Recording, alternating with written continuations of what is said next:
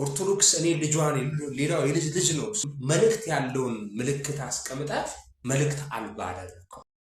ሰበር መረጃ ነውኝ። በምስራቅ አርሲ በግፍ እየተሰቃዩ ላሉ ኦርቶዶክሳውያን ድምጹን እያሰማ ያለ ሰው በጣም ብዙ ሆነናል። አሪፍ ነው። ሁሉም ሰው በዚህ ልክ ይተባበር። አንድ ሰው ስላለው መረጃ ላደርሳችሁ። ታሪኩ እንዲህ ሲል በፌስቡክ አካውንቱ ፖስቷል።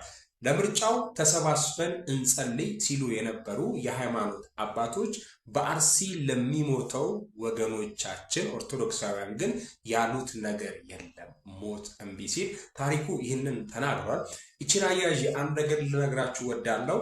ማህተብ አንገታችሁ ላይ አርጋችሁ እጃችሁ ላይ አርጋችሁ ቤታችሁ ላይ አስቀምጣችሁ በልብሳችሁ አሳትማችሁ የኦርቶዶክስ ህዝብ እየሞተ ነው ያለቀ ነው ስንል እኛ ማህተብ አልባው ድምጽ ስናሰማና ስንጮ አንተ መልእክት እንደሌለው ከንቱ ነገር ይመስል መልእክት ያለውን ምልክት አስቀምጣት መልእክት አልባ አደረከው።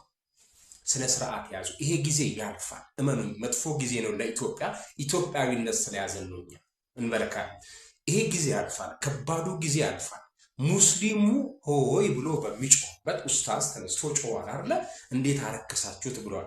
የታላችሁ ሌሎች ኦርቶዶክሳውያን ሚዲያ ላይ የምናውቃችሁ ማአት ከኔ ውጭ ኦርቶዶክስ የለም የምትሉ ኦርቶዶክስ እኔ ልጇን ሌላው የልጅ ልጅ ነው ከሚያስብል ድረስ አክት ስታደርጉ የነበራችሁ ሰዎች የክፋታችሁ ልክ አልተከፈላችሁም እና ዝም አላችሁ።